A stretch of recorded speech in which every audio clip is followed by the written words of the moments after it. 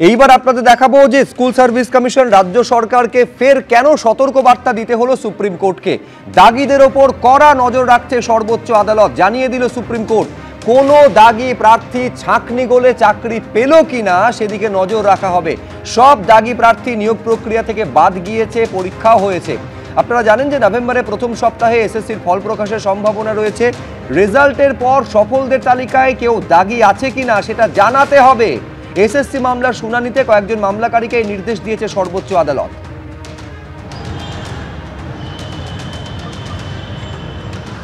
আমাদের সুপ্রিম কোর্টের উপর পূর্ণ আস্থা আছে। আমরা চাই যারা 2016-তে যে সমস্ত ক্যান্ডিডেটরা টাকা দিয়ে অথবা অন্য কোনো উপায়ে তারা চাকরি পেয়েছে, তারা যাতে চাকরি না পায়, অথবা যদি তারা আমরা অনেক ক্ষেত্রে শুনছি তারা চাকরির পরীক্ষাতে বসেছে এবার আমরা সেটাই চাই যাতে তাদের আলাদা করা হয় এবং যাতে শুধুমাত্র যারা যোগ্যতার ভিত্তিতে পরীক্ষা দিয়েছে তারাই যেন সুযোগ পায়। এবার আমাদের দাবি এটাই। আমাদের সুপ্রিম কোর্টের উপরে সম্পূর্ণ আস্থা আছে এবং সম্মানীয় সুপ্রিম কোর্ট যে নির্দেশ দিয়েছে যে চাল এবং কাকর আলাদা করতে হবে, যোগ্য যারা তাদের যোগ্যভাবে নিয়োগ করতে হবে এবং যারা অযোগ্য তাদেরকে আলাদা করতে হবে এবং এই নিয়োগে অযোগ্যদের বা কাকর তাদেরকে এই নিয়োগে অংশগ্রহণ করতে দেওয়া যাবে না। এটা আমাদের অন্যতম দাবি এবং আদালতের উপর সম্পূর্ণ ভরসা আছে। আমি রবীন্দ্রনাথ বাবুর কাছে যাওয়ার আগে শুধু দর্শকদের স্মরণ করিয়ে দেব, অগাস্ট মাসে একেবারে সর্বোচ্চ আদালত তার পর্যবেক্ষণে বলেছিল যে ত্রুটিপূর্ণ নিয়োগের জন্য রাজ্য সরকার দায়ী, স্কুল সার্ভিস কমিশন দায়ী, মধ্যশিক্ষা পর্ষদ দায়ী। এবং তারপর সবাই জানেন যে 7ই সেপ্টেম্বর 14ই সেপ্টেম্বর 9, 10, 11, 12 পরীক্ষা হয়েছে। তার মানে এইটা বুঝতে হবে রবীন্দ্রনাথ বাবু, সুপ্রিম কোর্টের আজকের এই পর্যবেক্ষণে যে পরীক্ষার পর নিয়োগটা আদৌ স্বচ্ছ হবে কিনা, ত্রুটি মুক্ত হবে কিনা, তা নিয়ে কোর্ট এখনো সংশয়ী। দেখুন, ফ্রড ভিসিএস এভরিথিং। যদি একবার প্রতারণা শুরু হয় তাহলে একটা মারাত্মক জায়গায় চলে যায়। এই অশুভ জিনিস, অশুভ প্রতারণা সুপ্রিম কোর্ট দেখিয়েছিল যে 17 রকমভাবে গতবার এসএসসির ক্ষেত্রে হয়েছে। এই 17 রকম প্রতারণার কোনো একটা আবার এখানে চলে থাকলো কি না, এবং টেন্টেড ক্যান্ডিডেট যাদেরকে বলা হচ্ছে 2160 জন, তাদেরকে অ্যাডমিট দেওয়ার পরেও কিন্তু এসএসসিকে আলটিমেটলি সুপ্রিম কোর্টের নির্দেশে বাদ দিতে হয়েছে। এবার সত্যি কি 2160 জনই শেষ ছিল নাকি আরও কিছু জন ছিল, এগুলো পরবর্তীকালে আবার যদি গোচরে চলে আসে এবং এই সেগ্রিগেশনের ক্ষেত্রে যদি তারা গড়িমসি করে অন্যায় কাজ করে থাকে, প্রতারণা করে থাকে এবং সিস্টেমিক ফ্রড, যে 17টা প্রক্রিয়াতে সিস্টেমিক ফ্রড হয়েছিল, সেই সিস্টেমিক ফ্রড আবারও যদি করে, অর্থাৎ সাদা খাতা কেউ দিয়েছে কিনা যেটা আমরা জানি না, সাদা খাতা জমা দেওয়ার মজাই আলাদা, এটা আমরা শুনে রেখেছি। না, এক্ষেত্রে তো আমি বলছি ওএমআর শিটটা সবাই বাড়ি নিয়ে গেছে, কিন্তু ওএমআর শিট বাড়ি নিয়ে গেছে সেটা আমাদের দেখায়নি কেউ যদি ওএমআর শিট সাদা রেখে দিয়ে থাকি এবং পরবর্তী আশা করছি করবে না, আমি এগুলো প্রেডিক্ট করছি না, কিন্তু যদি করে থাকে পরবর্তীকালে কেউ ওখানে বসিয়ে দিল কালি দিয়ে, তাহলে তো আমাদের কিছু জানার কিছু করার। তার মানে যেটা আশঙ্কা করতে সেটা মারাত্মক। আমি বলছি এই নিয়োগ প্রক্রিয়ার পর যে চালটা বেরোবে সেই চালের মধ্যেও কাকর রয়েছে কিনা এইটা কিন্তু এখনো নিশ্চিত করে বলা যাচ্ছে না। একবার বিশ্বাস চলে গেলে সেই বিশ্বাস করে এখনো রেজাল্ট বেরোয়নি, তার আগে কিন্তু মামলা শুরু হয়ে গেছে। মানে কিছু মামলাবাজ আছে, তাদের কে নিয়োগ হলো কি নিয়োগ হলো না স্বচ্ছ নয়, তাদের হচ্ছে কিভাবে, এটা কোনো মামলাকারীর মন্তব্য নয়, এটা সুপ্রিম কোর্টের অবজারভেশন। তো কেউ অ্যাপ্লিকেশনের বেসিসে অবজারভেশন।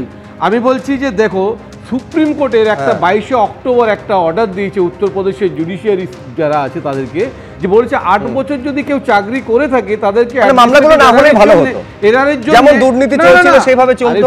তাদের যারা দুর্নীতি করেছে তাদেরকে আবার দায়িত্ব দিল করে সুপ্রিম কোর্ট পরীক্ষাটা নেওয়ার জন্য। ডিটেক্টেড তো দুর্নীতি, করাপশনটা আমি উল্টো দিক থেকে দেখছি, আমি উল্টো দিক থেকে বলছি যে এত কিছু হওয়ার পরে রাজ্য সরকার, মধ্যশিক্ষা পর্ষদ এবং স্কুল সার্ভিস কমিশন সুপ্রিম কোর্টের কনফিডেন্স গেইন করতে পারছে না, এইটা উদ্বেগের। রেজাল্টের আগেই দুর্নীতি আরম্ভ হয়ে গেছে।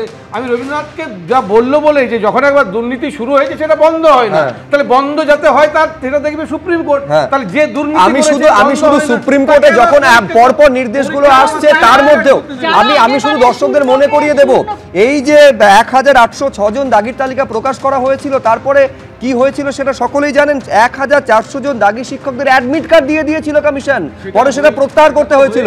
এইখানে হচ্ছে কনফিডেন্সের অভাব হয়। না, যারা শূন্যকে 50 করেছিল, সাদা খাতা দিয়েও 50 পেয়েছিল, স্ক্রিনিংটা তখন যারা করেছিল যারা দাগি আর অদাগি আলাদা করতে পারেনি, কোর্ট বারবার বলা সত্ত্বেও সে তারাই কিন্তু এবারে করবে, সেই কমিশনই কিন্তু এবারে করবে।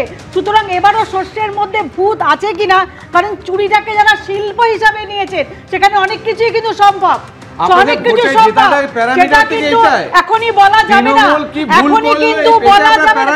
এটা আপনারাই দেখিয়েছেন, সারা ভারতবর্ষকে আপনারা দেখিয়েছেন, সারা বিশ্বকে আপনারা ছেলেদের চাকরি গেল ভুল। আমরা বলছি তো একবার আলাদা ব্যক্তিগতভাবে বলছি না না, আমি শুধু একটা স্পষ্ট, সেটা হচ্ছে আমি শ্রীকুমার দার কাছে আসবো। মূল বিষয় হচ্ছে আজকে যদি হাইকোর্ট না থাকতো, আজকে যদি সুপ্রিম কোর্ট না থাকতো, এই দুর্নীতি যে কি ব্যাপক পরিমাণে হয়েছে, যে দুর্নীতি সংশোধন করা যায় না বলে সুপ্রিম কোর্টকে মন্তব্য করতে হয়েছে, এই গোটা বিষয়টা কখনো সামনে আসতো না শ্রীকুমার দা।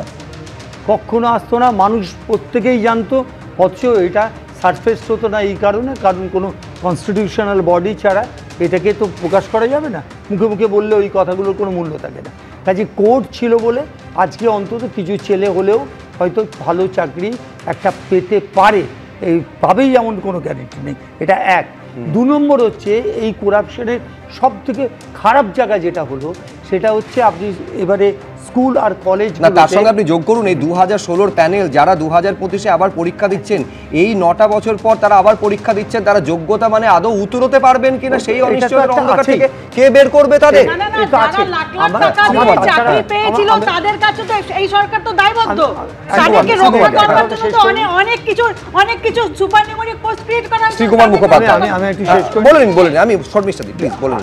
আমি যেটা বলার সেটা হচ্ছে যে এর পরিণতি কি হলো, 26,000 ছেলের শুধু চাকরি চলে গেল এমনটা নয়, কজন পাবে তার মধ্যে সেটাও নয়, তার থেকে বড় কথা যে বড় বড় স্কুলগুলো ছিল সে অনেকগুলো স্কুল এখন ছেলে ভর্তি হয় না, 8,000 স্কুল পশ্চিমবঙ্গে বন্ধ হয়ে গেছে, প্রত্যেকটা কলেজ বড় কলেজও তাতেও সিট খালি রয়েছে, যাদবপুরের মতো ইউনিভার্সিটিতে সবগুলো ডিপার্টমেন্ট ভর্তি হয়নি, এটাও ভেবে নেওয়া দরকার।